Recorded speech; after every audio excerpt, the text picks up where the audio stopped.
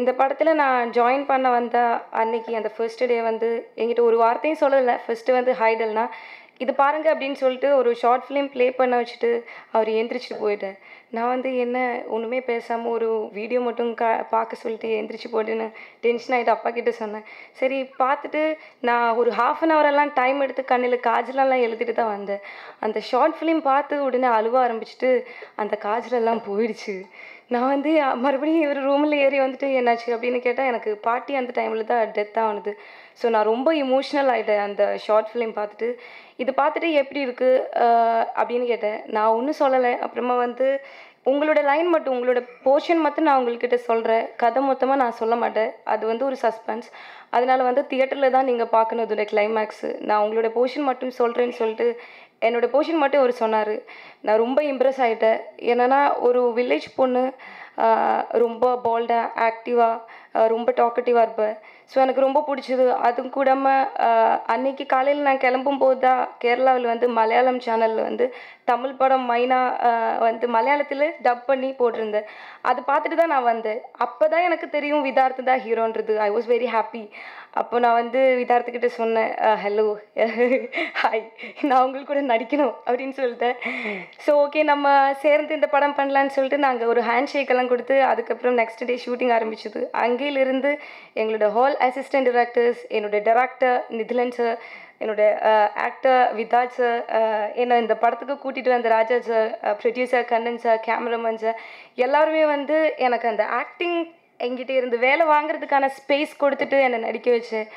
I don't know நான் நாளைக்கு வந்து சினிமாவில் இருக்குமா இருக்காதான்றது எனக்கு தெரியாது. ஆனால் கண்டிப்பாக வந்து நாளைக்கு நான் வேணா அரசியலில் போயிடலாம், இல்லைன்னா ஒரு கிரிமினல் லாயர் ஆகிடலாம். அதுவும் இல்லைன்னா உங்களை மாதிரி நான் ஒரு ஜேர்னலிஸ்ட் ஆகிடலாம். அதுதான் என்னோடய பிளானில் இருந்தது. சினிமான்றது என்னோடய பிரெயினில் இருந்த விஷயமே கிடையாது. திடீர்னு தான் என்னோடய டாரில் வந்து நாக் பண்ணி சினிமா அப்படின்ற ஒரு நியூஸ் எனக்கு வந்தேன். அந்த கிளாஸ் பவுல் வந்து கீழே போட்டு உடைக்காமல் நான் கையிலே பிடிச்சிட்டு இன்றைக்கி சினிமாவில் நான் நிற்கிறேன்.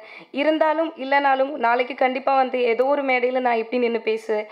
அப்போ பேசும்போது என்னை பற்றி இன்ட்ரடியூஸ் பண்ணும்போது கண்டிப்பாக வந்து குரங்கு பொம்மை டல்னா அப்படின்னு தான் சொல்லுவேன். அந்த அளவுக்கு குவாலிட்டி இந்த படத்துக்கு இருக்குன்றது எனக்கு சந்தோஷமான விஷயம். டெக்னிக்கல் சைடை பற்றி பேசுகிறதுக்கு நான் ஆள் இல்லை. எனக்கு சொல்கிறது எல்லாமே தேங்க்ஸ் மட்டும்தான். என்னோட கூட நடித்தவங்க, டைரக்டர், ப்ரொடியூசர், எவ்ரிவான் எல்லாருக்குமே தேங்க்ஸ் மட்டும்தான். இந்த படம் நீங்கள் பார்த்துட்டு இந்த பொண்ணு நல்லா பண்ணியிருக்கு அப்படின்ற ஒரு ஃபீலிங் உங்களுக்கு இருக்குன்னா மட்டும் என்னை சப்போர்ட் பண்ணுங்கள். குரங்கு பொம்மை ஸ்ரேயா ஸ்ரீ மூவிஸ் அவங்க ப்ரொடியூஸ் பண்ணியிருக்காங்க. இந்த படம் பண்ணுறதுக்கு முன்னாடி ஆக்சுவலாக என்னென்னா, நான் காடு படம் டப்பிங் போது தான் என்னோடய டிரைவர் வந்து வாட்ஸ்அப்பில் வந்து அந்த புன்னகை வாங்கினால் கண்ணீர் இலவசம் ஷார்ட் ஃபிலிம் காட்டினார். அது பார்த்துட்டு என்னால் டப் பண்ணவே முடியல. பேசினா இமோஷனலாக அழுதுகிட்டே இருக்கிறேன். அங்கே டப்பிங் தேட்டரில் வந்து டான் ஸ்டூடியோவில் தான் டப்பிங் தேட்டரில் எல்லாரையும் பார்க்க வச்சோம். பார்த்துட்டு இவரோட நம்பர் எப்படியாவது டைரக்டரோட நம்பர் பிடிக்கும்னு சொல்லி அன்றைக்கி அந்த இடத்துல நம்பரை பிடிச்சி அவர்கிட்ட பேசினேன். என் தம்பி பார்த்துட்டு அவன் ஒன்று அவர்கிட்ட பேசினான். அப்போ நான் சொன்னேன், அவர்கிட்ட ஏதாவது கதை இருந்தால் சொல்ல நம்ம மீட் பண்ணலாம் அப்படின்னு. அப்போ அவர் முதல்ல சொன்னது வந்து தம்பிகிட்ட கதையை சொன்னார். தம்பி என்கிட்ட ஐடியாஸ் சொன்னான். நான் ஆக்சுவலாக இந்த படம் ஷூட் போகிற வரை வந்து கதையை முழுசையாக நான் கேட்கல, ஒரு ஐடியா மட்டும்தான் இருந்தது. ஏன்னா அந்த கதையை வந்து என் தம்பி தான் முழுமையாக கேட்டான். அப்போது கண்ணன், ராஜா, நாங்கள் எல்லோரும் ஒரே ஊர், ஒரே தெரு. நான் சினிமாவுக்கு அடிக்கடி நிறைய இடத்துல சொல்லியிருப்பேன், நான் கோயம்புத்தூர்லேருந்து உள்ள ராஜா அப்படின்னு. அவரை பார்த்து தான் சினிமாவுக்கு வந்தேன்னு. அந்த மனுஷன் இவர் தான். இவரை பார்த்து தான் நான் கோயம்புத்தூரில் டிரைவராக ஒர்க் பண்ணிகிட்ருக்கேன்ல, இவர் மன்சூர்லியானோட ஒரு ஃபோட்டோ எடுத்துகிட்டு நான் நடிகன் அப்படின்னு சொல்லி என்கிட்ட இன்ட்ரடியூஸ் ஆனார். வேலையெல்லாம் விட்டுட்டு இவரை பார்த்து பின்னாடி ஓடி வந்துட்டேன். இன்றைக்கி இந்த இடத்துல இருக்கிறேன்னா மெயின் காரணம் ராஜா தான். அதை நான் சொல்லிக்கிறேன், இவர் தான். அப்போது கண்ணனுக்கு எனக்கும் அப்பப்போ நிறைய கான்ஃபிடென்ட்லாம் வரும். அப்பப்போ மறைச்சிக்கிருவோம், ஏன்னா ஃப்ரெண்டு தானே, அப்படி இருப்போம். ஆனால் கண்ணன் என் லைஃப்பில் வந்து பெரிய லக்கி. என்னென்னா, ஆக்சுவலாக அவர் வந்து ப்ரொடக்ஷன் மேனேஜர் ஆகணும்னு ஆசைப்பட்டார். நான் ஏவிஎம்மில் சக்தி சார் இருக்கையில் சக்தி சார்ட்ட எப்படியா சேர்த்துடலாம் அப்படின்னு சொல்லி அவர்கிட்ட ட்ரை பண்ணோம். அவர் சேர்த்துக்கல. அப்புறம் அவர் பிஸ்னஸ் அது போயிட்டார். ஒரு 2 இயர்ஸ்க்கு முன்னாடி நான் அவரை மீட் பண்ண போகிறேன். அப்போ மீட் பண்ணுறது என்ன அப்படின்னு பார்த்தீங்கன்னா, எதார்த்தமாக பார்க்கையில இந்த படத்தை பற்றி சொல்கிறேன். இப்படி ஒரு படம் இருக்குது, நான் நல்ல டைரக்டர், நீ வேணால் ஷார்ட் ஃபிலிம் பாரு, படம் பண்ணலாம் அப்படின்னு. அதை பார்த்த உடனே அவர் பார்ட்னர் ஒருத்தர் ப்ரொடியூசரை கூப்பிட்டுட்டு இந்த படத்தை ஆரம்பித்தோம் அவர் வீட்டில். ஒரு 10 நாளுக்கு அப்புறம் அவர் வீட்டுக்கு போகிறேன், என் ஒய்ஃபை கூட்டிகிட்டு போகிறேன். இந்த பொண்ணை தான் கல்யாணம் பண்ணிக்கலான்னு இருக்கிறேன். ஆக்சுவலாக ஒய்ஃபு வந்து நாங்கள் லவ் மேரேஜில் அரேஞ்ச் மேரேஜ் தான். ஃப்ரெண்டு மூலமாக, அவங்க ஃப்ரெண்டோட ஃப்ரெண்டு அவங்களுக்கும் மாப்பிள்ளை பார்த்துருந்தா, எனக்கும் பொண்ணு பார்த்துட்டு இருந்தாங்க. அப்போ அவங்க 2 பேரும் ஃபோட்டோ பார்த்தோம். சரி ஒரு டைம் பேசலான்னா, பேசின இடம் அவங்க வீட்டில். அவங்க வீட்டுக்கு 2 தடவை தான் போயிருக்கு. 2 இடமும் சக்ஸஸ் ஆகிருக்கு. என் லைஃப்பும் சக்ஸஸ் ஆகிருக்கு, படமும் ஒரு நல்ல சக்ஸஸ். ஏன்னா இந்த படம் சக்ஸஸ் ஆகிடும், பெரிய நம்பிக்கை இருக்குது. அப்படி ஒரு லக்கி பர்சன் கண்ணன். அப்படி தான் இந்த படத்தை ஸ்டார்ட் பண்ணோம். நிதிலனை பற்றி நிறைய சொல்லணும். என்னென்னா, அவருக்குள்ள 1000 யோசனைகள். ஒரு ஒரு ஒரு ஒரு விஷயத்தை வந்து அவர் கிடைக்கிற வரை அவரும் தூங்க மாட்டார், நம்மளும் தூங்க விட மாட்டார். போட்டு அது அது அது எங்கிட்ட எல்லாம் நம்மள்கிட்ட வேலை வாங்குறது ரொம்ப ஈஸி தான். ஏன்னா சம வயசு உள்ள பசங்க, அதனால் ஈஸியாக பேசிடலாம். பாரதி ராஜா சாரே கண்ணன் சொன்ன மாதிரி இந்த படம் வந்து 100% பாரதி ராஜா சாருக்கு தேசிய விருது பெற்றுத்தரும், அதில் மாற்றமே இல்லை. ஏன்னா ஒரு 4.5 நிமிஷம் ஒரு ஷாட்டு, ஒரே ஷாட்டில் பண்ணியிருக்காரு. அவர்கிட்டயே இவருக்கு என்ன வேணுமோ அதை வந்து அந்த விஷயத்தை ரொம்ப கான்ஃபிடண்ட்டாக வாங்குவார். இன்றைக்கி நான் குரங்கு பொம்மை வந்து படம் ரிலீஸ் ஆகுது, நீங்களே நிறைய பேர் சொன்னீங்க, என்னங்க இந்த படத்தை பற்றி பெரிய டாக் இருக்குது அப்படின்னு. ஏன்னா இந்த படத்தை சில நண்பர்கள் படம் பார்த்துருக்காங்க. படத்தை வந்து பார்த்துட்டு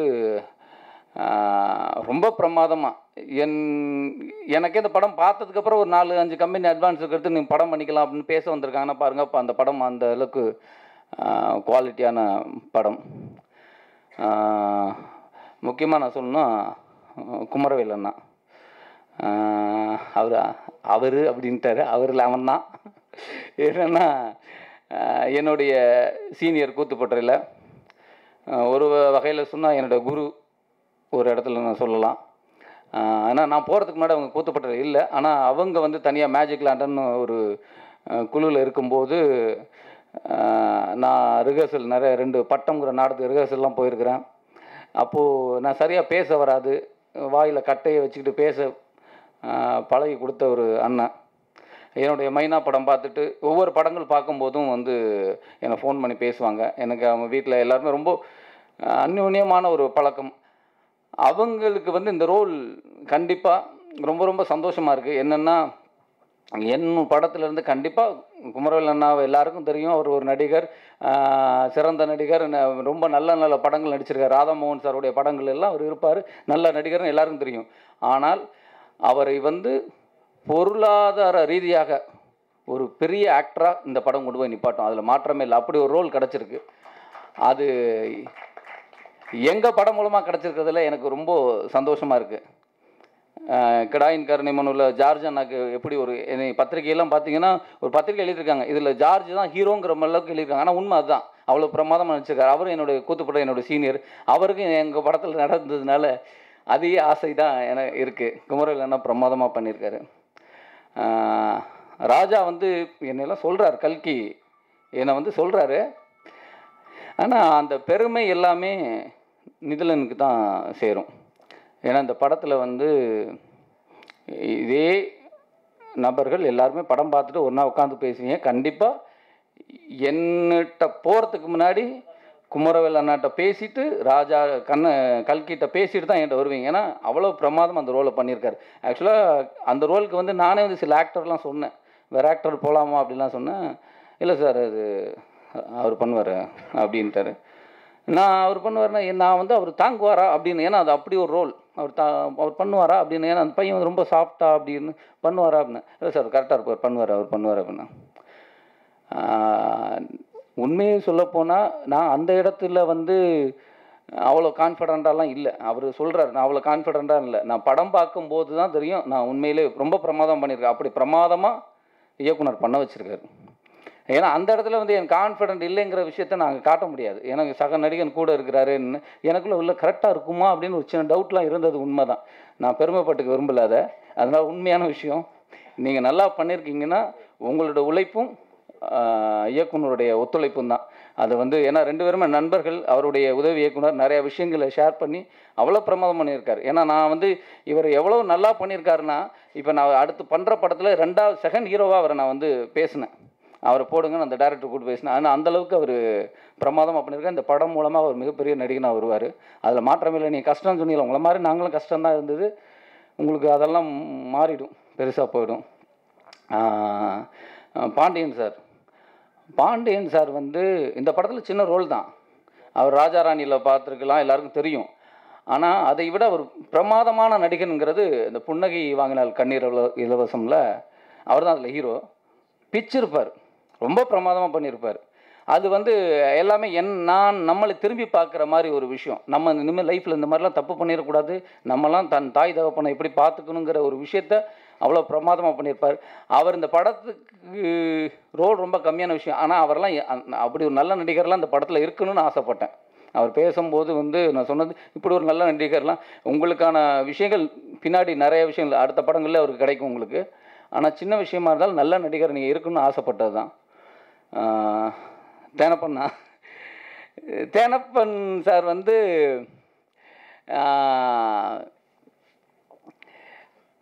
கொஞ்சம் போகிறதுக்கு கொஞ்சம் பயம் இருக்க தான் செய்யும். அவர்கிட்ட போயில்லை, அவர் ஒரு தோரணை எதை பேச சரி பார்த்துக்கலாம். அப்படி அவர் ஒரு கம்பீரமான ஒரு டெரர் வில்லன் தான். அப்படி தான் அவர்கிட்ட இருந்தது. ஆனால் இந்த படத்தில் வந்து நிதிலன் சொல்லலை சார், தேனப்பன் சார் நல்லாயிருக்கும், அவர் மாதிரி வேணும், அவர் வேணால் பேசணும். அப்போ அவர்கிட்ட பேசணும். அவர் கொஞ்சம் இருந்தால் நீங்கள் கன்வின்ஸ் பண்ணுங்கன்னா, அப்போ நிதிலன் அவர் தான் போய் அவருக்கு சொல்லி கன்வின்ஸ் பண்ணி ஓகே பண்ணலாம் அப்படின்னு சொல்லி வந்து பண்ணது. இந்த படத்தில் உண்மையிலே எங்களுக்கு சம்பளம் எதுவும் வாங்காமல் வந்து நடித்து கொடுத்தாரு. நான் சொன்னேன், எப்படி பண்ணியிருக்கேன், இல்லைங்க இதுக்கப்புறம் நீங்கள் பெரிய நடிகன் ஆகிடுவீங்க அப்படின்னு. பார்த்தா 2வது படம் முடிச்சுட்டு வந்த ஷூட்டிங்கு. இப்போ ஒரு நடிகர் தேனப்பன் சார். ஆனால் அவ்வளோ முரடான ஆள் வந்து இவர் நடிக்காமல் இருந்திருந்தால் நான் அவரை வந்து ஒரு ஒரு இடத்துல வச்சுருந்து பார்த்துருப்பேன். ஆனால் இந்த படத்தை நடித்ததுக்கப்புறம் தான் தெரியுது ரொம்ப சாதாரணமாக ஏன்னா சொல்லுனேன் அப்படிங்கிற அளவுக்கு அவ்வளோ குழந்த மனசு. வெளியில் தான் அப்படி ஒரு பில்டப் தோற்றம் இருக்குது, உள்ள அவ்வளோ நல்ல இலகிய மனது. ரொம்ப சந்தோஷம், நன்றி. டெல்னா டேவிஸ் அவங்க வந்து ஆக்சுவலி கிடாயின் கருணை மண்ணில் அவங்க நடிச்சிருக்க வேண்டியது, ஏதோ ஒரு சின்ன விஷயம் மிஸ் ஆகிடுச்சு. அவங்க அதான் சொன்னேன், அப்போ தான் அவங்க சொன்னாங்க. ஏன்னா என்னுடைய அலுவலகத்தில் தான் முதல்ல அந்த படம் பண்ணுறதா இருந்தது, நானும் மணியும் பண்ணுற மாதிரி தான் பிளான் இருந்தது.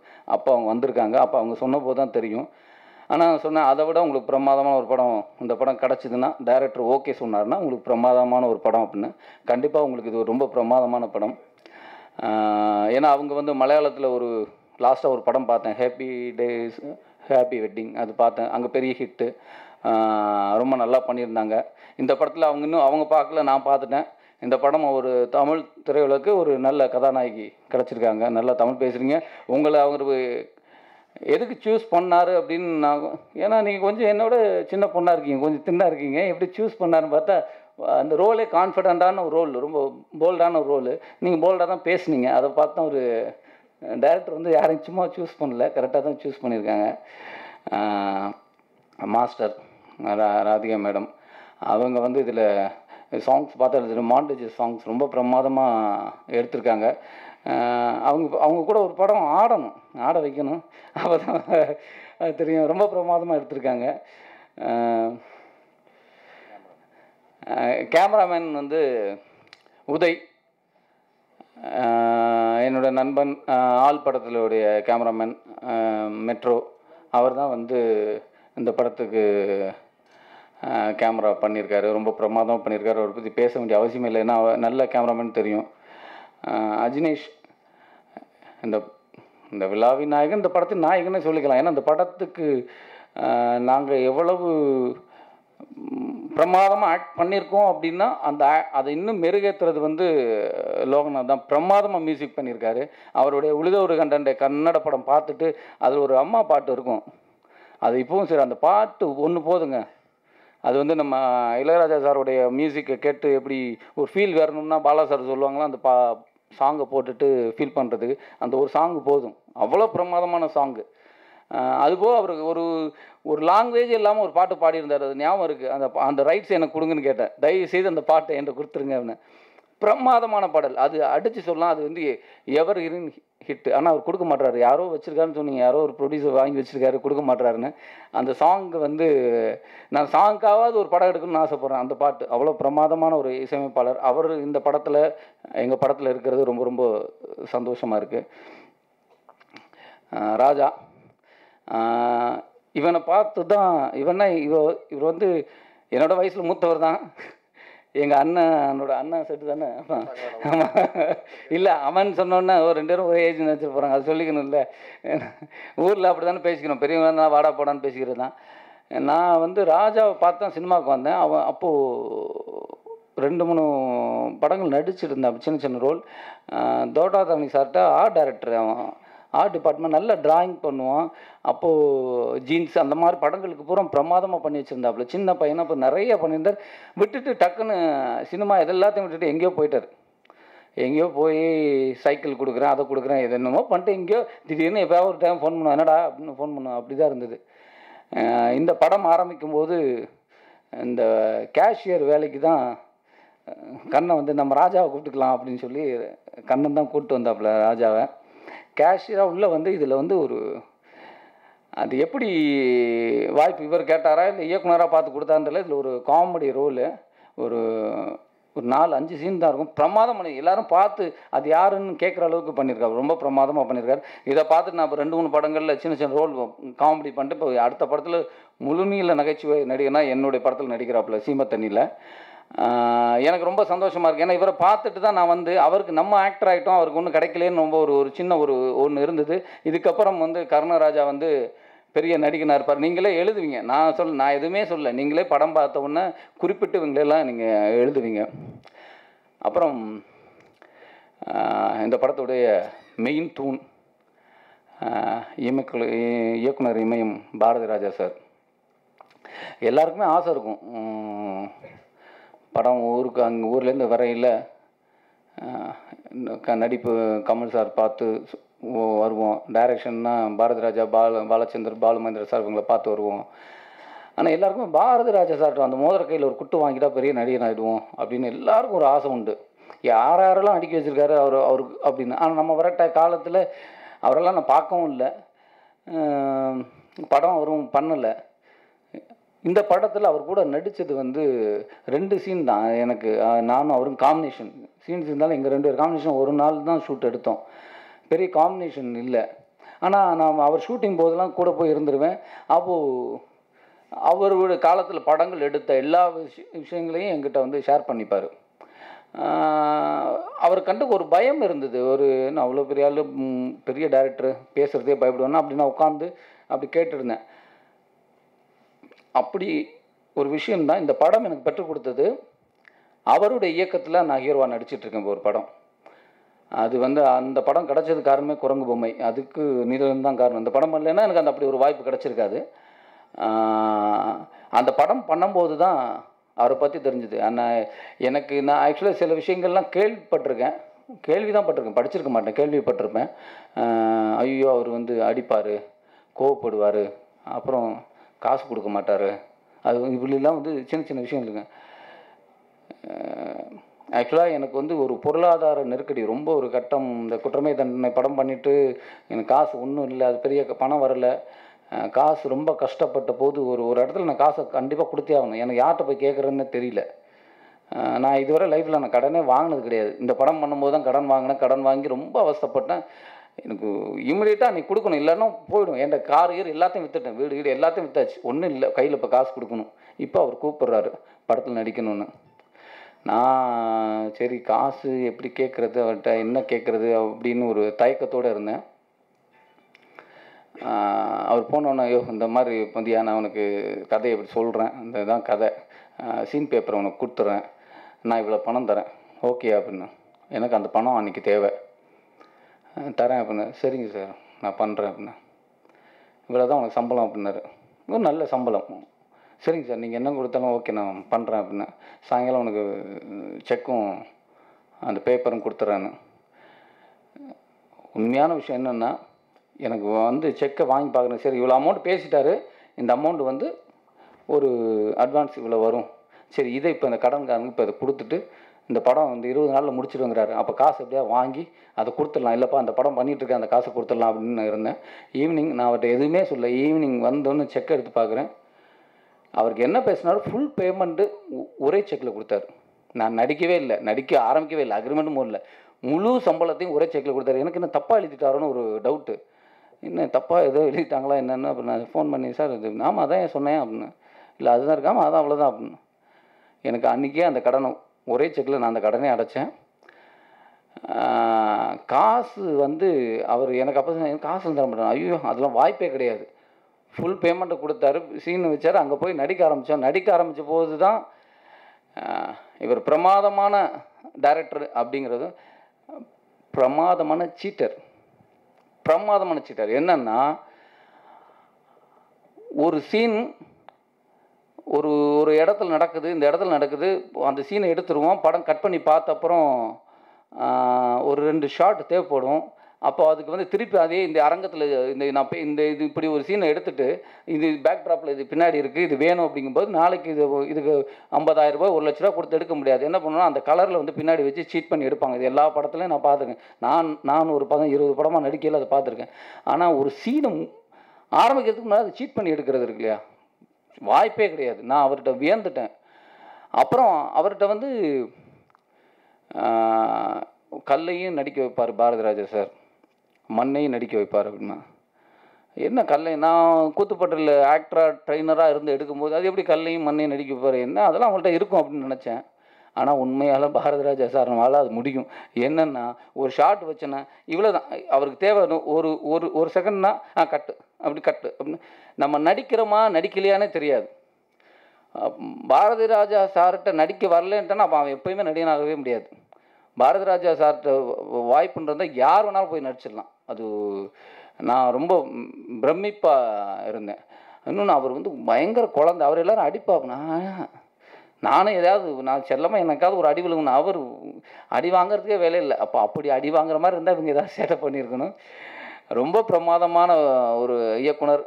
நிறைய விஷயங்கள் கண்டிப்பாக பாரதிராஜா சார் படம் நடித்ததுக்கப்புறம் நிறைய விஷயங்களில் நான் கூத்துப்பட்டில் கற்றுக்கிட்ட எப்படி இருக்கணும் அது மாதிரி பெரிய விஷயங்களை நான் அவர்கிட்ட நான் லேர்ன் பண்ணியிருக்கேன். அவர் ஒரு பெரிய பல்கலைக்கழகம்.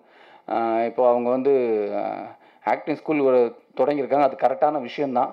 ஏன்னா அவ்வளவு திறமை, அவ்வளோ ஒரு ஆளுமை, பிரமாதமான ஒருத்தர். அவர் படத்தில் எனக்கு நடித்தது வந்து மிகப்பெரிய சந்தோஷம். ஒரு தகப்பன் மாதிரி அவ்வளவு ஒரு சின்ன விஷயமெல்லாம் டக்குன்னு இமோஷனலாக அழுதுவார். நம்ம ஒரு விஷயம் கேட்டாலும் அவ்வளோ பிரமாதமாக ஒரு மனிதர். அப்படி ஒரு படம் கிடைக்கிறதுக்கு காரணமே இதெல்லாம் எதுக்கு சொல்கிறேன்னா, எல்லாம் காரணம் இந்த குரங்கு பொம்மை. அதில் அந்த டயலாக் வரும், உன்னை நம்பி என் வாழ்க்கையை ஒப்படைக்கலாம்ல அப்படின்னு. அது ஆக்சுவலாக அது நான் எதுவும் இல்லை, இன்றைக்கி தான் அதை நான் பார்க்குறேன். நீ பார்த்தோன்னா அங்கே பேசினேன், உன்னை நம்பி என் வாழ்க்கையை ஒப்படைக்கலாம்ல அப்படின்னு. கண்டிப்பாக அந்த படத்தை பார்த்துட்டு உன்னை நம்பி என் வாழ்க்கையை ஒப்படைக்கலாம்ல அப்படின்னு குரங்கு பொம்மை பார்த்து சொல்லலாம். கண்டிப்பாக எனக்கே தெரியும் என் லைஃப் இந்த படத்துக்கு அப்புறம் ஒரு பெருசாக இருக்குங்கிறது. அவ்வளோ பிரமாதமான ஒரு படத்தை கொடுத்துருக்காரு. தேங்க்ஸ் நிலன். பலமுறை சந்திச்சிருக்கோம், பல தடவை தொலைபேசியில் அவர் கூட நான் பேசியிருக்கேன். அவர் நடிப்பை பற்றி விமர்சனம் பண்ணியிருக்கேன், பாராட்டியிருக்கேன் எல்லாம். அதுக்கு பிறகு ரொம்ப நாள் கழித்து அவர் எனக்கு ஃபோன் பண்ணார். ஆனால் ஒரு பையன் ஒரு நல்ல கதை சொல்கிறான், ஒரு கேரக்டர் இருக்குது, அதை நீங்கள் தான் பண்ணணும்னு அவன் சொல்கிறான், நீங்கள் கேளுங்க. சரி என்றேன். அப்போது இவர் நித்திலனும் அவரும் வந்தார்கள். அவர் முதலில் என்னிடம் கொடுத்தது அந்த டிவிடி தான். நான் ஒரு ஷார்ட் ஃபிலிம் செய்திருக்கிறேன், இந்த ஷார்ட் ஃபில்மை பாருங்கள், அதுக்கப்புறம் நான் கதை சொல்கிறேன்னு சொன்னார். நான் அந்த ஷார்ட் ஃபில்ம் அதுக்கு முன்னாடி நான் பார்த்துருக்கல. நான் சொன்னேன், இல்லை நீங்கள் கதை சொல்லுங்கள், அதுக்கு பிறகு நான் பார்க்குறேன். அவர் அந்த கதையை சொன்னார். சொன்னவுடன் நான் சொன்னேன், நான் இந்த படத்தில் நடிக்கிறேன். நான் இந்த ஷார்ட் ஃபில்ம் பார்க்கணுமா வேணாமா நீங்கள் சொல்லுங்கள், நீங்கள் சொன்னீங்கன்னா நான் பார்க்குறேன், இல்லைன்னா நான் பார்க்கல, அப்படி என்று தான் நான் சொல்லி அதன் பிறகு தான் அந்த படத்தை நான் பார்த்தேன். படம் அந்த ஷார்ட் ஃபிலிம் பற்றி எல்லோரும் நிறைய பார்த்து, படம் அற்புதமான படம். பட் இவர் சொன்ன திரைக்கதை மிக சிறப்பாக இருந்தது. எனக்கு கொஞ்சம் பொறாமையாக கூட இருந்தது. அடடா இந்த பையன் என்ன இவ்வளோ கருக்காக ஒரு கதை சொல்லிட்டானே அப்படின்னு. அந்த வகையில் அந்த கதாபாத்திரம் ரொம்ப வித்தியாசமாக இருந்தது. நான் நடிக்க போகும்போது எப்பயுமே நடிகர்களுக்கு வந்து போன உடனே அதை பெருசாக பண்ணணும்னு ஒன்று தோணும். எனக்கும் அந்த மாதிரி தோணுச்சு.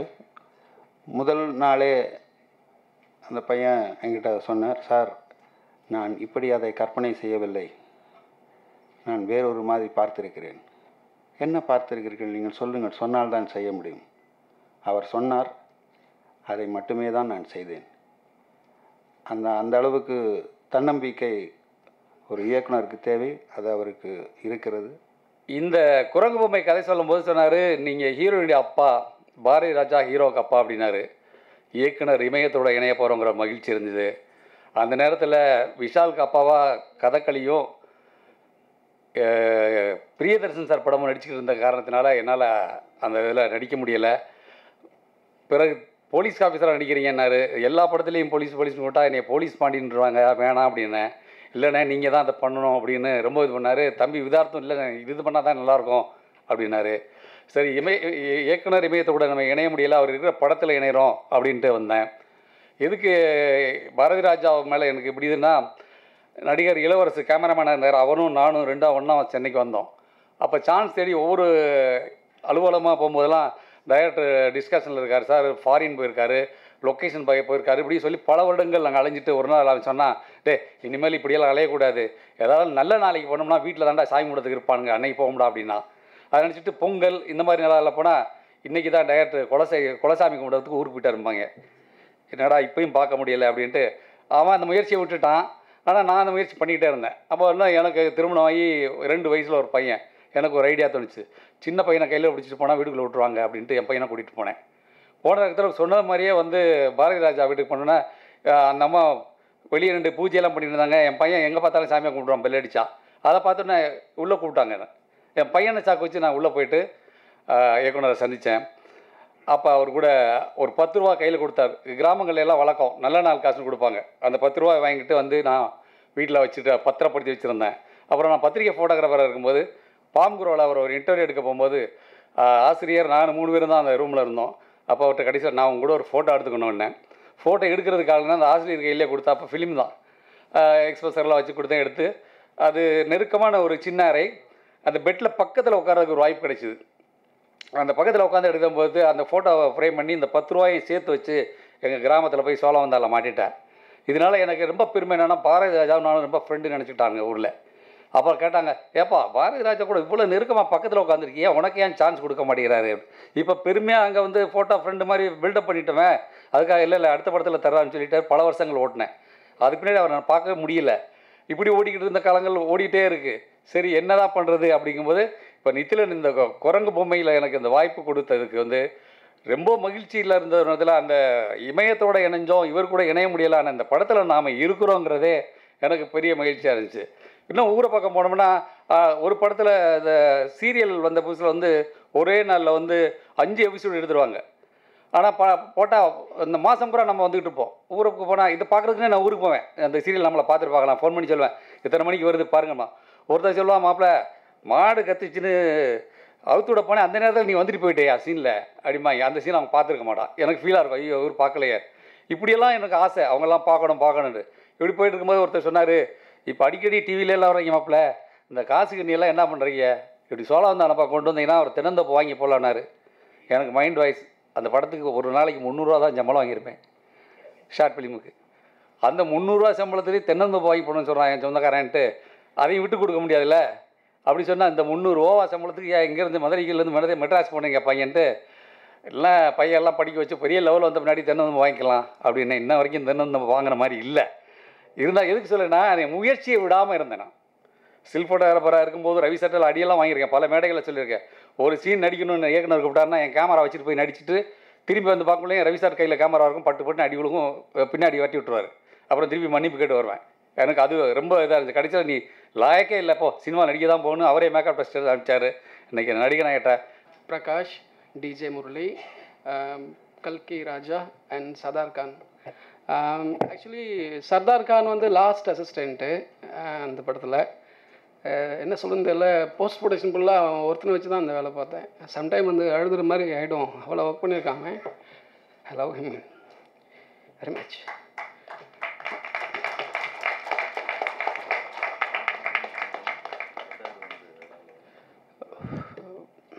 சாரி, இந்த படத்தோட எடிட்டர் வந்து அபினவ் சுந்தர் நாயக்.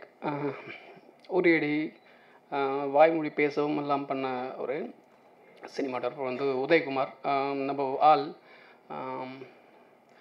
மெட்ரோ எல்லாம் பண்ணார். அப்புறம் வந்து ஆர்ட் டைரக்டர் வீரமணி சார். அவர் இந்த படத்தில் ஒரு போலீஸ் ஸ்டேஷன் செட் இருக்கும், செம்மையாக இருக்கும். என்ன சொல்கிறது சரியில்லை, ஒரு ஒரு சுவர் இருக்கும், ஒரு பழைய போலீஸ் ஸ்டேஷன். அதுக்கு சுவர் இருக்கும், சுவரில் ஒரு கேப் இருக்கும், ஒரு அதுக்கு நல்ல ஒரு பள்ளி இருக்கும். அதை வந்து க்ரியேட் பண்ணி அந்த இப்போது காவல் நிலையம் அப்படின்னா காவல் இந்த கேப்புக்குள்ள நிலையம் சார் இப்படி பண்ணலாமா சார் கேட்டார். சூப்பராக இருக்கேன் அப்படின்னு சொன்னேன். அது மாதிரி சின்ன சின்ன ஐடியாக்கெல்லாம் அவர் கொடுத்துட்டே இருப்பார். It's very interesting character. Thanks sir.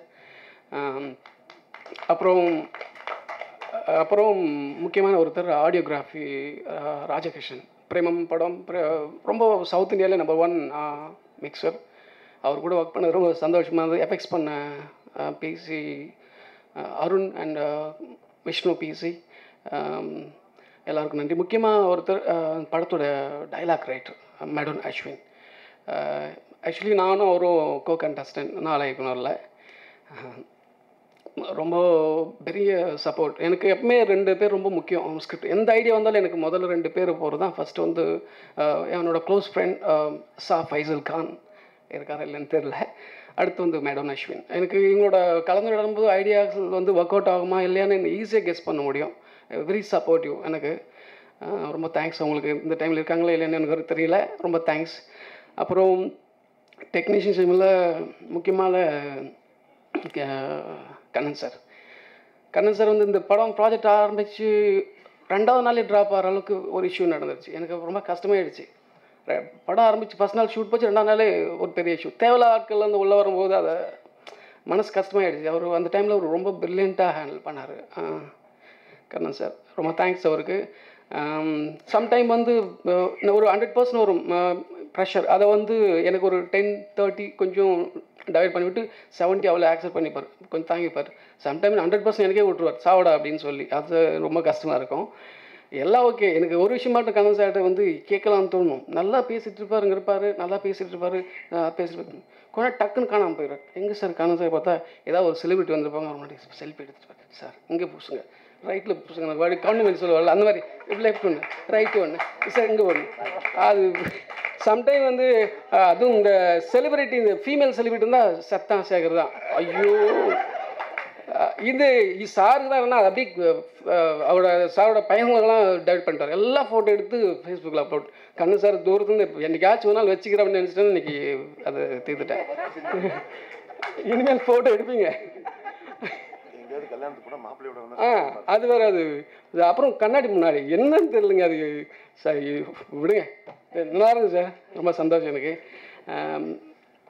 முக்கியமாக ஸ்ரேயஸ்ரீ மூவிஸ் ரொம்ப சந்தோஷம் எனக்கு நிறைய சில விஷயங்கள் எக்ஸ்ட்ரீம் சோம்பேறின்னு சொல்ல முடியாது. ஒரு சீனை லாக் பண்ணுறதுக்கு எக்ஸ்ட்ரீமாக டைம் எடுத்துப்பேன். காலையில் ஷூட் போகிறதுக்கு ரெடியாக இருக்கும், அந்த சீன் வந்து 100% லாக் ஆகாது. காலையில் ஏதாவது ஒரு ஐடியா வந்துச்சுன்னா அதை மாற்றிடலாமே அப்படின்ற அளவுக்கு போயிட்டுருக்கும். அதனால வந்து ப்ரொடக்ஷன் டைம் லேட் ஆகும், சில இஷ்யூஸ் நடக்கும், ப்ராப்பர்ட்டி மிஸ் ஆகும். அப்போல்லாம் இதை வந்து சகிச்சுக்கிட்டாங்க. அது கொஞ்சம் ரொம்ப சந்தோஷமாக இருக்குது. என்ன என் ஸ்டைல்லே படம் எடுக்க சப்போர்ட் பண்ண ஒரு முக்கியமான கம்பெனி ஸ்ரேயஸ்ரீ மூவிஸ். ஆனால் அதே மாதிரி வந்து அடுத்த நடிகருக்கு அடுத்த டைரக்டர் கொடுப்பாங்கன்னு தெரில. வாழை ஓட்ட நறுக்கிடுவாங்க நினைக்கிறேன். கொஞ்சம் கற்றுக்கிட்டாங்க. ஏன்னா அவங்களுக்கு ஃபஸ்ட் கம்பெனி தானே இருக்குதான் செய்யும். ஸோ அவங்களுக்கு ரொம்ப நன்றி. நான் முன்னே சொன்ன மாதிரி தான் ரொம்ப என்ன மேபி ஃபஸ்ட்டு எக்ஸ்பீரியன்ஸ் இருக்கலாம். ஆனால் கண்டென்ட் வைஸ் சூஸ் பண்ணுற வைஸ் ரொம்ப ஸ்ட்ராங்கான ஆட்கள். நான் இப்போ கூட சொல்கிறேன், இங்கே யாராவது வருங்கால இயக்குனர் இருந்தீங்கன்னா, ஒரு நல்ல கண்டென்ட் இருந்தீங்கன்னா தயவுசெய்து தட்டுங்க, உங்களுக்கு 100% வாய்ப்பு அதிகம். ஸ்ரேயஸ்ரீ மூவிஸ்க்கு நன்றி சொல்லிக்கிறேன். நடிகர்கள் கல்கி பற்றி சொல்கிறேன். ஆக்சுவலி எனக்கு சினிமாவில் கிடைச்ச ஃபர்ஸ்ட் நண்பன். நான் விஸ்காம் படிச்சுட்டு இருக்கும்போது அசிஸ்டன்ட் டைரக்டர் லீவ் நாள் வந்து அசிஸ்டன்ட் டைரக்டர் தேடிட்டு இருப்பேன். அப்போ எங்கூட படித்த அசோக்குன்னு ஒருத்தர், அவர் இன்றைக்கி அட்லியோட ப்ரொடக்ஷனில் படம் பண்ண போகிறாரு. ஸோ அவர் மூலிமா எனக்கு கிடைச்ச நண்பர் தான் ராஜா. கல்கி 2004லேருந்து இது வரைக்கும் 2 பேருக்குள்ளே முரண்பாடுகள் இருக்கும். எப்பவுமே பேலன்ஸ் இருக்கும். ஃப்ரெண்ட்ஸுக்குள்ளே 1008 பஞ்சாயத்து இருக்கும். இது எல்லா கம்பெனிக்கும் இதுதான் அமீர் கம்பெனி, இதுதான் பாலா கம்பெனி அப்படி சொல்லி ஒரு கம்பெனியாக கூட்டு போய் அசிஸ்டன்ட் தேடி எனக்கு வழி நடத்திட்டு இருந்தார். அந்த படத்தில் ஒரு ரோல் பெருசு. ஆக்சுவலி இதை என்னோடய கடமை, அவருக்கு ஏதாவது செய்யணும் அப்படின்றது என்னோடய கடமை. அது ஆக்சுவலி என் நண்பன் அப்படிங்கிறதுனால அதை தாண்டி சில விஷயங்கள் இருக்குது. அவருக்கு நன்றி.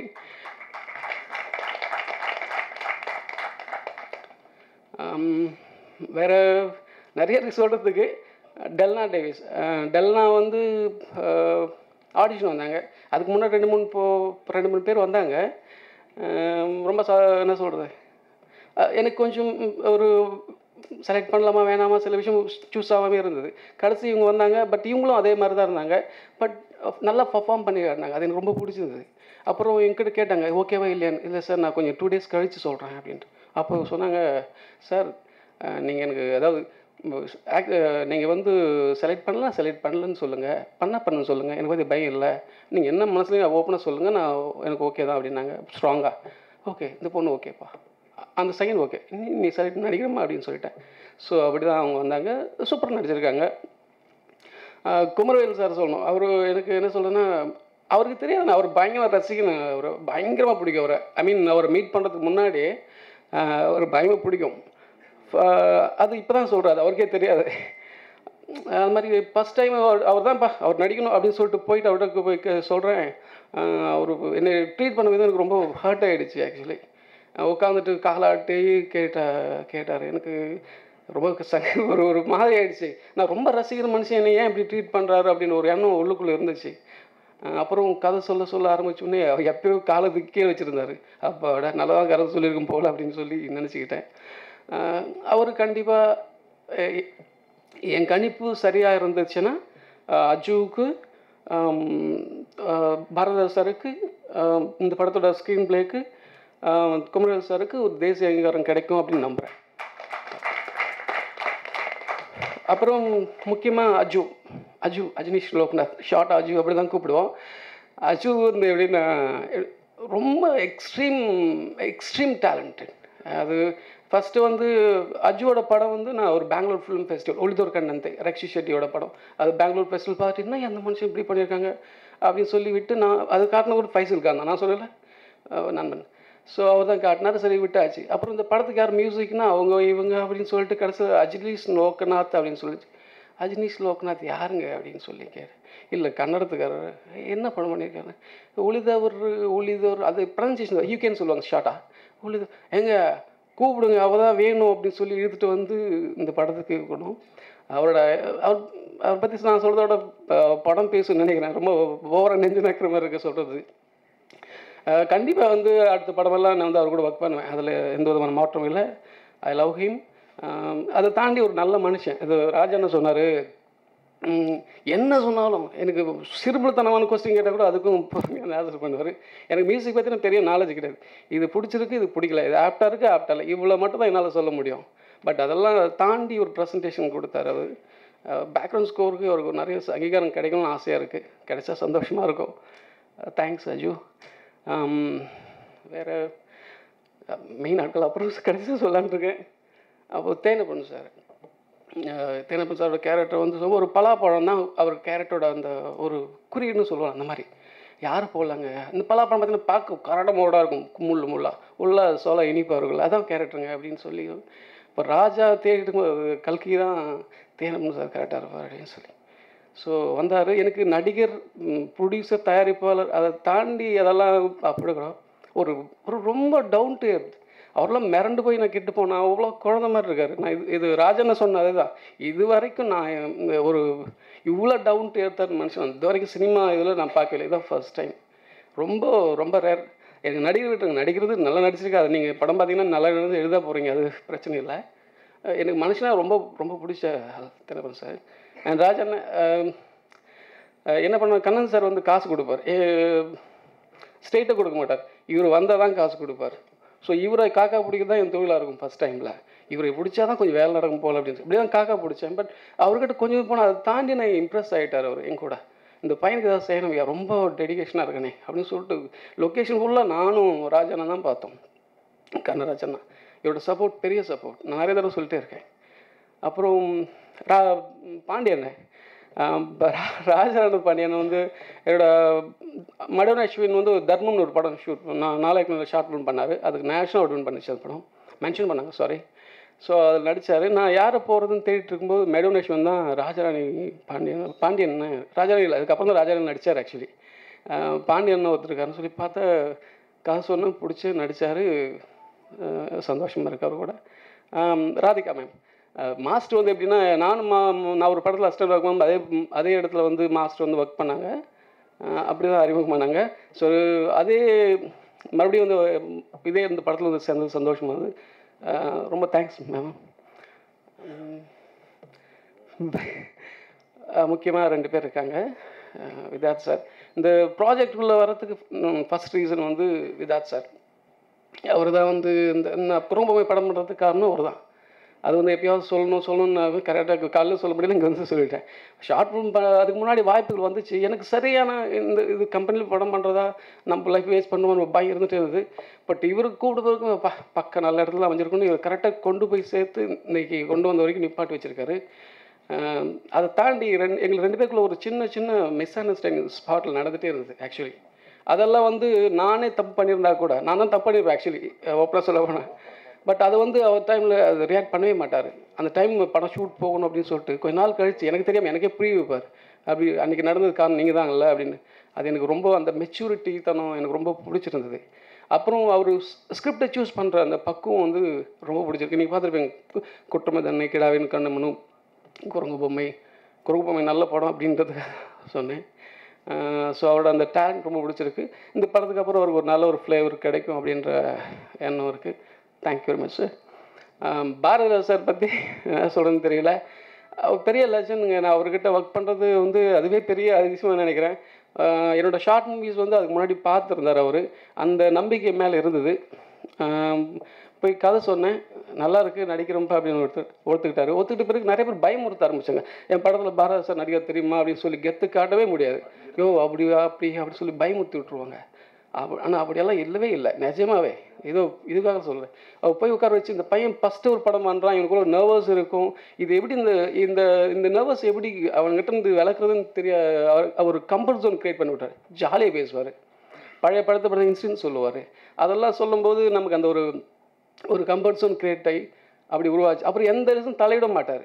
சில இடங்கள் நான் தப்பு பண்ணிட்டேன். ஆக்சுவலி சில சமயம் சீட் பண்ணும்போது தப்பு பண்ணுவேன், லுக் வைஸ் தப்பு பண்ணிவிடுவேன். சம்டைம் வந்து 180 ஜம்ப் ஆகும். அதெல்லாம் வந்து எனக்கு சொல்லிக் கொடுப்பார் அவர் தனியாக கூப்பிட்டு, அதுவும் டீசெண்டாக. ஸோ அந்த படத்தில் அவர் நான் அசிஸ்டண்ட் டைரக்டராகவும் ஒரு சைடு இருந்திருக்கின்ற மாதிரி எனக்கு ஒரு ஃபீலு. பாரதி சார் ரொம்ப நன்றி கடன் பட்டிருக்கேன். அவர் என் படத்தில் நடிச்சதுக்கு எனக்கு ரொம்ப பெருமையாக இருக்குது. விதாத் சாரோட ஒரு பயங்கரமான ஃபேன், ஒரு கிரேட் ஃபேன். ஸோ அவர் கூட இந்த படத்தில் நடிக்க வாய்ப்பு கிடைச்சது ரொம்ப பெரிய விஷயம். ஸோ ரொம்ப சந்தோஷமான விஷயம். நித்லன் சாரை பற்றி கண்டிப்பாக நான் இந்த சந்தர்ப்பத்தில் சொல்லணும். இது அவரோட படைப்புன்னு சொல்கிறத விட அவரோட உழைப்புன்னு சொல்லலாம். அவரோட கடுமையான உழைப்பு தான் இன்றைக்கி அவர் படிப்படியாக கட்டி இந்த படைப்பை உருவாக்கி நம்மக்கிட்ட கொடுத்துருக்காரு.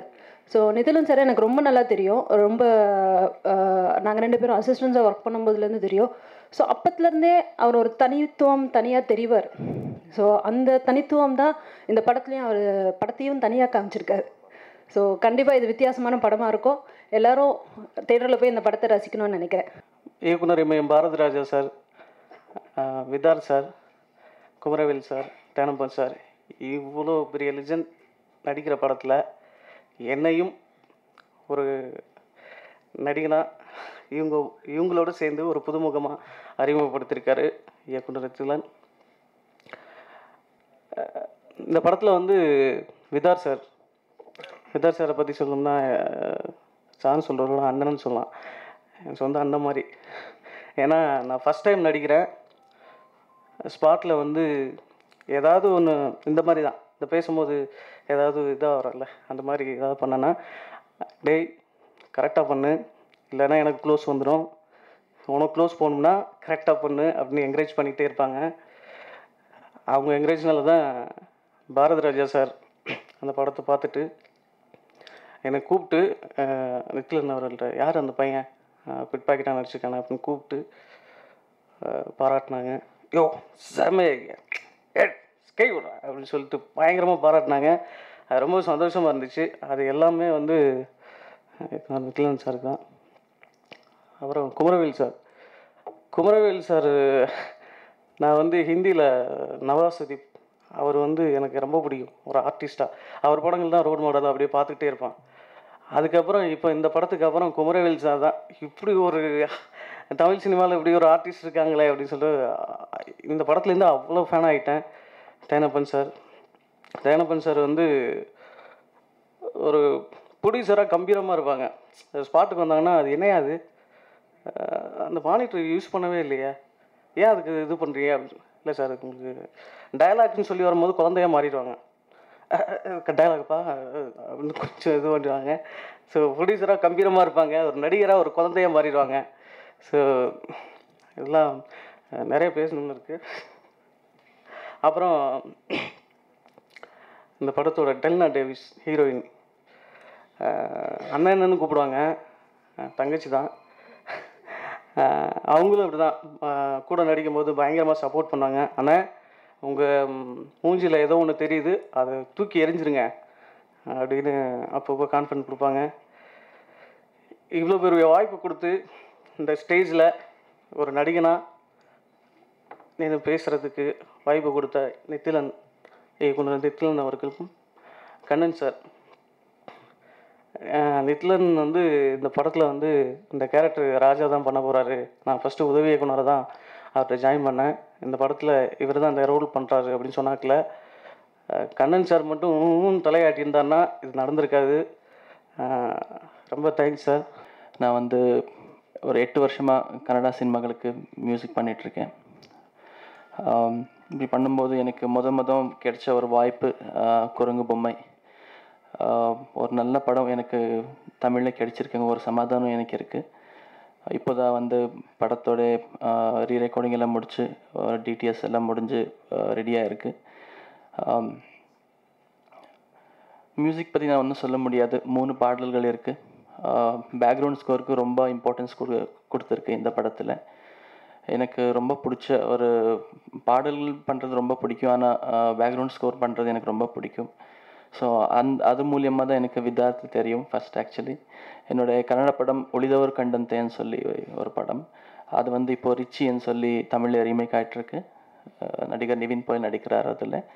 ஸோ எனக்கு விதார்த் ஃபோன் பண்ணி பாராட்டிருந்தார், ரொம்ப நல்லா பண்ணியிருக்கீங்க ஜெனீஷான்னு சொல்லி. ஒரு நாள் மீட் பண்ணோம் எல்லோரும், இந்த மாதிரி ஒரு படம் இருக்குது மியூசிக் பண்ணலாமான்னு சொல்லி. எனக்கு வந்து ஒரு தமிழில் வாய்ப்பு கிடைக்கிறது ஒரு பெரிய விஷயம். ஒரு வேறு ஸ்டேட்லேருந்து நான் வந்திருக்கேன். ஸோ எனக்கு ஒரு ரொம்ப சந்தோஷமாக நான் ஒத்துக்கிட்டேன். நான் ஒன்றும் யோசிக்கலை. அந்த விதார்த் மாதிரி ஒரு இன்னும் ஃபேமஸ் ஆக்டர் வந்து அவங்க சொல்லியிருக்காங்கன்னு சொல்லி. அப்புறம் அதுக்கப்புறமா நிதிலன் அவர்களுடைய ஷார்ட் மூவி பார்த்தேன். அப்போ என் மனசுக்கு ரொம்ப சந்தோஷமாக இருந்தது. ஒரு நல்ல இயக்குனர் கூட ஒர்க் பண்ணுற ஒரு வாய்ப்பு எனக்கு கிடச்சிருக்குன்னு சொல்லி எனக்கு மனசுக்கு ஒரு தைரியம் வந்துச்சு. ஏன்னா ஒரு ஃபஸ்ட் படம் எப்போவுமே, ஏன்னா பெரிய பெரிய ஜாம்பவங்கள் எல்லாம் இருக்காங்க தமிழ்நாட்டில். நான் வந்து என்னுடைய ஐடல்ஸாக நான் வர்ஷிப் பண்ணுறேன் எம்எஸ்வி சார், இளையராஜா சார் மற்றும் ஏஆர் ரஹ்மான் சார் அவர்களே. ஸோ அவங்க இருந்த நாட்டில், அவங்க இருந்த இந்த திரையுலகத்தில் எனக்கு ஒரு நல்ல வாய்ப்பு கிடச்சிருக்குன்னா அது வந்து ஒரு நல்லா பண்ணணும், அது மட்டும்தான் இருந்தது. ஆனால் அது கூட ஒரு நல்ல டீம் எனக்கு கிடைக்கணும். ஆனால் அந்த நல்ல டீம் கிடைச்ச ஒரு சமாதானம் எனக்கு இருக்குது. அதுக்கு நான் வந்து ஸ்ரீ மூவிஸ்க்கும் கிருஷ்ணன் சாருக்கும் மற்றும் கண்ணன் சாருக்கும் நான் வந்து என்னுடைய நன்றியை சொல்ல விரும்புகிறேன். பாடல்கள் எல்லாம் நீங்கள் கேளுங்க. இந்த பாடல் நான் என்னென்னவோ பண்ணணும்னு நினச்சேன் ஃபஸ்ட்டு தமிழ் படம், ஆனால் என்னை இழுத்து பிடிச்சிட்டே இருந்தார் நிதிலன். ஐயோ அஜு ரொம்ப புத்திசாலிங்களுக்கு மட்டும் புரியுற மாதிரி பண்ணாதீங்க, கொஞ்சம் லோக்கல்லாகவும் கலந்து கொஞ்சம் அந்த குவாலிட்டியும் இருக்கணும், அந்த பாமருக்கவங்க பிடிக்கணும்னு சொல்லி என்னை நான் இழுத்துக்கிட்டே இருந்தாங்க அப்பப்போ. ஸோ என்னோட பெஸ்ட் நான் பண்ணியிருக்கேன். உங்களுக்கு எல்லாருக்கும் பிடிக்கும்னு நம்புகிறேன். இந்த குரங்கு பொம்மை படத்தில் வந்து நடிக்கிறதுக்காக கேட்டாங்க. ஒரு டைரக்டர் வந்து ஸ்கிரிப்ட் சொன்னார். சொன்னோடனே நான் அப்போயே சொன்னேன், ஏற்கனவே பிதாமகன் பண்ணும்போது அந்த மகாதவன் கேட்டிருக்கா பாலா கேட்டான், அப்போயே நான் பண்ண முடியல. அப்போ பஞ்சேந்திரம் படம் ஷூட்டிங் நடந்துக்கு இருந்தது. அதுக்கப்புறம் அதுவும் இல்லாமல் என்னோடய மெயின் பிரச்சனை என்னென்னா, எப்படி நமக்கு நடிப்பு தெரியாது, தேவையில்லாமல் நம்ம வந்து இன்னொரு ப்ரொடியூசரோட காசை வேஸ்ட் பண்ணும், 1க்கு 8 டேக் ஆகும். இதுதான் என்னோடய பெரிய பயம். நடிக்கிறதோட நடிக்கணும்னு ஆசை இருந்தாலும் இன்னொருத்தன் காசை வேஸ்ட் பண்ணக்கூடாதுங்கிறது ஒரு பெரிய கஷ்டம். அப்படியும் மீறி நிதிலன் வந்து நீங்கள் என்ன பண்ணீங்களோ நான் உங்கள்கிட்டருந்து வாங்கிக்கிறேன், நீங்கள் தைரியமாக பண்ணுங்க அப்படின்னாரு. அப்படியே பண்ணிட்டேன். என்னை படத்தில் பார்த்து நீங்கள் தான் சொல்லணும். அப்புறம் கல்கி சொன்ன மாதிரி எல்லாருமே டவுன் டு எர்த்து தான். இதே சென்னையில் நானும் ஒரு ஆஃபீஸ் பாயாக இருந்து தான் இந்த லெவலுக்கு வந்தேன். நிச்சயமாக அந்த சினிமா வந்து உண்மையாக இருந்தால் சினிமா கைவிடாது. நிச்சயமாக அதுக்கு நான் ஒரு உதாரணம். அதுபோல் நிச்சயமாக கல்கி நிச்சயமாக ஒரு பெரிய ஆளாவார். இந்த மேடைக்கு பார்த்த அனைவருக்கும் என்னோட மனமார்ந்த வாழ்த்துக்கள். அது மெயினாக தயாரிப்பாளர் கிருஷ்ணன் சாரையும் கண்ணனையும் சொல்லணும். அன்னன்னைக்கு அன்னன்னைக்கு கேமராவோட வாடகை முகண்டு அன்னன்னைக்கு செட்டில் பண்ணி ஒரு தரமான தயாரிப்பாளர். இந்த தயாரிப்பாளர் இந்த படம் மூலமாக நல்ல ஒரு ப்ராஃபிட்டை சம்பாதிச்சா நிச்சயமாக நித்தில மாதிரி இன்னொரு 10 நித்தில உருவாக்குவாருன்னு நம்பிக்கை இருக்குது. கண்ணன் சொன்னாப்புல இவனு நடிக்க வந்து 25 வருஷம் ஆயிடுச்சு, இவனுக்கு ஏதாவது கொடுக்க முடியுமா அப்படின்னா, அந்த வடிவேல் என்ன சொன்ன மாதிரி மேலே எங்களையும் பார்த்தாங்க டப்பான்னு கண்டுபிடிச்சான்னு சொன்னார்ல, அது மாதிரி என்ன பண்ணார் இவர். காலின்னு ஒரு கேரக்டருக்கு நான் அது பண்ணேன் அப்படின்னாரு. சரி என்ன கேரக்டர் பார்த்தா நான் பெரிய லெவலில் ஒரு மாதிரியான கேரக்டராக இருக்கும், ரவுடித்தனமாக தான் இருக்குன்னு நினச்சிட்டு நான் வந்து ஓகே என்ன கடைசியில் பார்த்தா திண்டி பண்டாரம் கேரக்டர். எனி டைம் நான் தின்னுகிட்டே இருப்பேன். படத்தில் வாழைப்பழம் திம்பேன், லாலிபாப் சின்ன பிள்ளை மாதிரி திம்பேன். இதை கொடுத்தாரு அவர், கரெக்டாக தான் கொடுத்துருக்காரு அவர். நான் நல்லா சாப்பிடுவேன் ஆக்சுவலாக. அது நித்திலனுடைய சின்சியாரிட்டி சொல்லணும்னா ஒரே விஷயம் சொல்கிறேன். நான் பாண்டிச்சேரியில் கண்கூட பார்த்ததை சொல்லிடுறேன் நான். ஏன்னா அந்தளவுக்கு ஒரு வெறியன், சினிமா வெறியன் நித்திலனோட சேர்ந்து நிறைய இடத்துக்கு நான் வந்து லொக்கேஷன் பார்க்க போகிறேன். தெருவாக சுற்றிருக்கேன். முன்னாடி போயிட்டு இருப்பாப்ல பைக்கில், பின்னாடி போவோம். ஃபோன் அடிச்சா கேட்க மாட்டாப்ல, அவராட்டு போயிட்டு இருப்பாரு. திடீர்னு பிடிச்சி என்ன நித்தில நான் தான் ஃபோன் அடிச்சேன், சாரி நான் எதுவும் இல்லை, நான் வேறு மூடில் சீனில் போயிட்டேனே அப்படின்னு பாப்பில். இந்த பரணி புத்தூருக்கெல்லாம் விளைஞ்சிருக்கோம். நாங்கள் சாப்பிட்டுக்கிட்டு இருக்கோம் பாண்டிச்சேரியில். காலையில் டிஃபன் சாப்பிட்டுட்டு இருக்கும்போது நித்திலனை பார்க்குறேன், இப்படி இருக்குதா நித்திலன் அப்படின்னா, அண்ணே என்னங்க நம்ம ஷார்ட் வச்சுட்ருக்கீங்க இப்படிங்கிறீங்க அப்படி இல்லைண்ணே, அந்த ஜூஸ் கடையில் எடுத்தான்ல அது இது கட் பண்ணோம், முதல்ல டிஃபனை தின்னுங்க. சீரியஸாக நடந்தது கேளுங்க நீங்கள். அவரை அவ்வளோ ஒரு வெறி பிடிச்ச மனுஷன் சினிமாவில். படம் பார்த்து கற்றுக்கிட்டவர் தான் அவர். ஒன்றும் பெரிய பெரிய டேரக்டர்லாம் ஒர்க் பண்ணலாம் வரவே இல்லை, நல்லா தெரியும். அவரே சொன்னார் காலையில் கூட. அவ்வளோ ஒரு வெறியன். விதார்த்துக்கு ஒன்று சொல்லலாம். யாரோ ஒருத்தர் வந்து ஒரு 4-5 வருஷத்துக்கு முன்னாடி வந்து நீங்கள் கொஞ்சம் குண்டானீங்கன்னா உங்களுக்கு வாய்ப்பு தரேன்னு சொல்லியிருக்காரு. ஒரே நேரத்தில் 35 முட்டையை தின்னு செமிக்காமல் போய் ஹாஸ்பிட்டலில் கிடந்திருக்கான். இதுவும் நடந்தது. அப்புறம் ஒருத்தர் வந்து இந்த பல்லு இந்த இடத்துல கேப் இருந்தால் நல்லா இருக்குன்னு சொன்னதுக்கு கம்பியை விட்டு இப்படி நெண்டி பல்ல அகலப்படுத்திட்டான். இதெல்லாம் செய்வானா யாராவது? இதில் தேவையாது. நான் சொல்லுவேன், டே கையை ஒடியணும்னா கையை ஒடிச்சுக்காதரா, நடிப்பு தான் அதெல்லாம். அது மாதிரி அவங்க பண்ணுவாங்க. அப்பெல்லாம் அவ்வளோ வெறி பிடிச்சவன் விதார்த்து. அதனால தான் நான் முன்னாடி சினிமாவுக்கு வந்திருந்தாலும் எனக்கு அப்புறம் என்னை வச்சு உள்ளே வந்து ஒரு வெறியிலே தெரிஞ்சான். நான் நடிச்சே தீர்வேன்ற மாதிரி கூத்தப்பட்டில் சேர்ந்து நான்லாம் கொஞ்சம் ஊதாரித்தனமாக தெரிஞ்சுட்டேன். உண்மையை சொல்லிடுறேன். அப்படியே கொஞ்சம் கேர்லெஸ்ஸாக தெரிஞ்சுட்டேன். சோறு அப்படி இப்படின்னு ஒரு மாதிரி ஆட்டம் போட்டு விட்டேன்னு வச்சுங்களேன். அந்த வெறி தான் அவனை கொண்டு இன்றைக்கி நிப்பாட்டியிருக்கு ஹீரோவா. இதுதான் உண்மை. அவருடைய உழைப்பு. எதை பற்றியும் கலப்பட முடியும். எனி டைம் நடிக்க போகணும், இங்கே போகணும், இந்த கம்பெனி போகணும், அந்த கம்பெனி போகணும், எங்கேயாவது பைக்கில் சுற்றிட்டு தான் இருப்பான். நான் அப்படி கிடையாது. சோறுன்றமே சொர்க்கங்கிற மாதிரி எங்கேயாவது படுத்துக்குவேன். அதில் தான் வந்தது இன்றைக்கி. கண்ணன் எங்களுக்கு வந்து எனக்குலாம் வந்து பிறந்ததுன்னு தெரியும். எங்களுக்கு விவரம் தெரிஞ்ச நாள்லாம் தெரியும் சொல்லலாம். அவன் அண்ணன் கிளாஸ் மட்டும். இவனும் எனக்கு ஒரு 2 வருஷம் ஜூனியர். இவன் எப்படின்னா நாங்கள் அப்போ ரூமில் வந்து இருக்கும் போதெல்லாம் எங்களுக்கு டீக்கு வழி இல்லைன்னா கூட அவனுக்கு தான் ஃபோன் அடிப்பேன். 43444176 இந்த நம்பர் ஞாபகம் இருக்குது எனக்கு. அங்கேருந்து வருவான். வந்து நம்ம கேம்பஸ் ரோட்லாம் டீ வாங்கி கொடுப்பான் எல்லாருக்கும். ஃபேன் இல்லைடா, சீலிங் ஃபேன் ஹாஸ்பிட்டல்ஸில் வேர்க்குதுடா, ஒன்றே ஃபேன் வாங்கி கொடுத்தான். அதில் உபயம் கண்ணன் எழுதியிருப்பேன். இது உண்மை. அவனே எங்களுக்கு வந்து வாடகை கொடுக்க முடியலாம் கண்ணன் தான் கொடுப்பான். அப்போவே ப்ரொடியூசர் மாதிரி தான் அவன். எங்களுக்கு தெரிஞ்ச ஒரே ஒரு சோர்ஸ் பணத்துக்கு கண்ணனை தவிர வேறு யாருமே கிடையாது. எனக்கு விதார்த்துக்கு எல்லாத்துக்குமே. இன்றைக்கி அவன் மூலியமாக ஒரு படம் பண்ணி நான் அதில் ஒரு சின்ன கேரக்டர் பண்ணியிருக்கேன், ஒர்க் பண்ணியிருக்கேன். அது ரொம்ப சந்தோஷம். இன்றைக்கி நாங்கள் 3 பேருமே 20 வருஷத்துக்கு முன்னாடி வந்தாலும் இன்றைக்கி 3 பேருமே ஒரு இதில் இருக்காங்கிறது வந்து எனக்கு ரொம்ப சந்தோஷமாக இருக்குது. தேனை பண்ணேன். இப்படி ஒரு சிம்பிளான ஆளெலாம் சந்திக்கவே முடியாது. எனக்கு தெரிஞ்சு நான் சந்திக்கலை சினிமாவில். இவ்வளோ சிம்பிளாக நாங்கள் ரொம்ப அசால்ட்டாக ஃபோன் பண்ணி என்ன எங்கே இருக்கீங்க அப்படின்னு பேசிக்கிட்டு இருப்போம். ஃபோன்லாம் டப்பு டப்புன்னு எடுப்பார். எனக்கு ஆச்சரியமாக இருக்கும். நான் மறுநாள் அடிச்சா ஃபோன் எடுக்கிறாரு இவர் அப்படின்னு. வருவார், கார் சார்ஜர் கையில் கொடுப்பாரு, நீங்கள் எங்கே வேணாலும் யூஸ் பண்ணிக்க அப்படிம்பாரு. டீசல் போடக்கூடாதும்பாரு. எனக்கு தெரியாமலாம் டீசல் போடலாமெல்லாம் பார்ப்போம். அதுக்கு முடியாது. அப்படி ஒரு நல்ல மனிதர். ரொம்ப அழகாக நடிச்சிருக்காரு. அந்த படத்தில் யதார்த்தமாக நடிச்சிருக்காரு. நீங்கள் அப்படி ஒரு அதான் என்னென்ன நடிக்கலை, அப்படியே வந்துட்டு போன மாதிரி தான் அது. குமரவேல் அண்ணன் அவரும் ஒரு நடிகர் கிடையாது எங்களுக்கு. ஒரு நாள் எங்கள் யூனிட்டில் அப்படி இருந்தாங்களான்னு தெரில. ரொம்ப கேஷுவலாக வருவார் போவார். அது மாதிரி அஜினேஷ் இந்த விழாவின் நாயகன், அவரை பார்க்கும்போது நான் அடிக்கடி சொல்லுவாங்க அண்ணன்ட்ட, அவர் பேசின சம்பளத்தோடு வச்சு கூடவே கொடுறா அவருக்கு அப்படிமே. நாங்கள் பேசும்போதெல்லாம் என்ன சொன்னாலும் நாங்கள் குழந்தைத்தனமாக கேள்வி கேட்டோட அதுக்கு பதில் சொல்லுவாப்புல. இல்லை என்ன தெரியும் எதுக்கு இப்படி கேட்குறாங்க மியூசிக் பற்றி அப்படின்னு நினைக்க மாட்டாப்புல. அதுக்கு ஒரு பதில் சொல்லிட்டே இருப்பாப்புல. அதான் நான் சொல்லுவேன் அடிக்கடி. ரொம்ப நல்ல மனிதர், நல்ல ஒரு க்ரியேட்டிவிட்டி உள்ள ஆள். அவர் மேன்மேலும் நல்லா வரணும் தமிழ் சினிமாவில். ராதிகா மாஸ்டர் எனக்கு ரொம்ப நாளாக தெரியும். அவங்கள நிறைய படங்களில் பழகிருக்கோம். இந்த படத்துக்கு நான் கூட ரெஃபர் பண்ணேன் மாஸ்டர். அதான் சொன்னாங்க அவங்க கூட. அப்புறம் அண்ணன் பாண்டி அண்ணனை பற்றி ஒன்று சொல்லணும். என்னென்னா ஒரு 20 வருஷத்துக்கு முன்னாடி நான் ஒரு ஜிம்மில் மாஸ்டர் இருந்தேன். அப்போ அண்ணன் வந்து இங்கே வருவார் எக்ஸசைஸ் பண்ணுறதுக்கு, ஸ்டில் ஃபோட்டோகிராஃபர் அவர். இப்போ நான் தான் ஃபுல் ட்ரெயின் அப் அவருக்கு. அப்போ தான் வடிவேல் காமெடி ஒன்று இந்த இதில் பிராந்தியில் வந்து ஒருத்தர் இது மிக்ஸ் பண்ணி கொடுத்துருவாரு. ஏய் சூனா பாராங்கிட்டே வா அப்படி குடிப்பார். அந்த காமெடி எடுத்த அன்னைக்கு அவர் வந்து வராரு, வந்து சொல்லி சொல்லி சிரிக்கிறாரு இப்படி ஒரு காமெடி எடுத்தோன்னு அன்னைக்கு. அப்போ தெரியும் எனக்கு. அதுக்கப்புறம் பார்க்கவே இல்லை. அதுக்கப்புறம் இந்த படங்கள் நடிச்சதுக்கப்புறம் தான் ஏன்னா எனக்கு தெரியுதான்னு கேட்டேன். தெரியலையே தம்பி அப்படின்னாரு. அண்ணே நீங்கள் ஜிம்முக்கு வரீங்களண்ணே ராஜா எனக்கு தெரியலண்ணே. ஓ ஆமாம் இதனால்ப்பா சொல்லி கொடுத்தேன் எனக்கு அப்படின்னு. இப்போ அவர் நண்பர் வீரமணி ஆட கலை இயக்குனர் படத்துக்கு ரொம்ப நல்லா பண்ணியிருக்காப்புல, நல்ல மனிதர். அப்புறம் யாரையும் சொல்ல விட்டு போகிறேன். டெல்னா டேவிஸு வரேன் ஜிம்லாம் இல்லை. டெல்னா டேவிஸு சொப்பா சந்தி வச்சுருக்கேன். டெல்னா டேவிஸ் வந்து எனக்கு ஒரு படத்தில் பழக்கம். அவங்கள வந்து இந்த மாதிரி சொன்னா, டே ரொம்ப சிம்பிளாக ஒரு பொண்ணுங்களை ஹீரோயின் மாதிரி தெரியக்கூடாது அப்படிங்கும்போது நான் வந்து ரெஃபர் பண்ணேன். வந்திருந்தாங்க. வந்தோடனே டேரக்டர் பார்த்தாரு, ரொம்ப ஒல்லியாக இருக்குது சார் அந்த பொண்ணு, சின்ன பிள்ளை மாதிரி இருக்கு அப்படின்னாரு. ஆமாம் சொன்னோடனே அதுக்கப்புறம் அப்புறம் நம்ம நிதில் சொன்னார், சார் பார்க்கலாம் என்ன 2 பேர் பார்க்கலாம் அப்படின்னாரு. இல்லைங்க நல்லா அடிங்க கேக் ஆர்டிஸ்ட்டுங்க அப்படின்னேன். சரி உடனே கன்ஃபார்ம் பண்ணிட்டாங்க. அது ராஜா வந்து இந்த படத்தில் ஒரு உதவி இயக்குனர். நான் நடிக்கும்போது சத்தியமாக சொல்கிறேன் நிறைய விஷயங்கள் சொல்லி கொடுத்தாப்புல எனக்கு. ஆனால் சின்ன இந்த பாத்ரூம் வந்து ஒரு சீன் நான் வெளில வருவேன், வந்துட்டு இப்படி பேண்ட்லாம் தூக்கிட்டு அப்படி இப்படிலாம் பண்ணுவேன். இதெல்லாம் அவர் சொல்லிக் கொடுத்தது எனக்கு தெரியவே இல்லை. நான் பாத்ரூம் தானே நேரம் வந்துட்டு நான் பாட்டுக்கு இதை வந்து அவர் அந்த ஹியூமர் இருக்குங்கண்ணே நீங்கள் செய்யுங்கண்ணே அப்படின்னாரு. அதை செஞ்ச உடனே பார்த்தா அடுத்து டேக்கில் அண்ணே செம்மண்ணே எங்கேயோ போயிட்டீங்கண்ணே அப்படின்னாப்புல நித்திலன். இது சொன்னது வந்து எனக்கு தெரியல, இது சொன்னதெல்லாம் ராஜா தான்.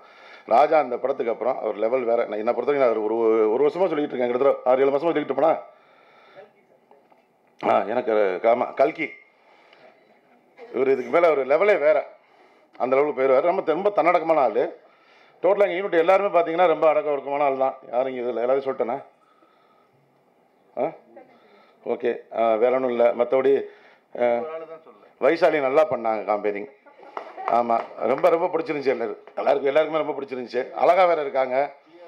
ஆமாம் பிஆர்ஓ குமரேசனுக்கு ரொம்ப தேங்க்ஸ் சொல்லணும். ரொம்ப உண்மையிலே இறங்கி வேலை செய்கிறாருன்னா அது அண்ணன் தான். நான் பார்த்தேன் என்ன சாப்பிட்ற பிறகுலாம் தட்டு எடுத்து கொடுத்துட்ருக்காரு இவர். இங்கே வந்தால் சேர தூக்கி போட்டுட்ருக்காரு, இதை தூக்கி போட்டுட்ருக்காரு, அப்படி இறங்கி வேலை செய்கிறாரு. எங்களுக்கு ரொம்ப பிடிக்கும் ஆக்சுவலாக அண்ணனை. அதனால் எல்லாருக்குமே தேங்க்ஸ் சொல்லிக்கிறேன். வந்து பத்திரிக்கையாளர் நீங்களாம் கொஞ்சம் நல்லா பாராட்டி எழுதானே எங்களெல்லாம். வளரும் நடிகர் 20 வருஷம் ஆயிடுச்சு நான் வந்து சினிமாவுக்கு. ஆமாம் எல்லாரும் சினிமாவில் ஓஞ்சு போகிற காலகட்டத்தில் நான் இன்ட்ரடியூஸ் ஆகிட்டு இருக்கேன். இதான் உண்மை. அதனால் கொஞ்சம் நல்லா எழுதுங்க, இந்த படம் வெற்றி அடையணும்.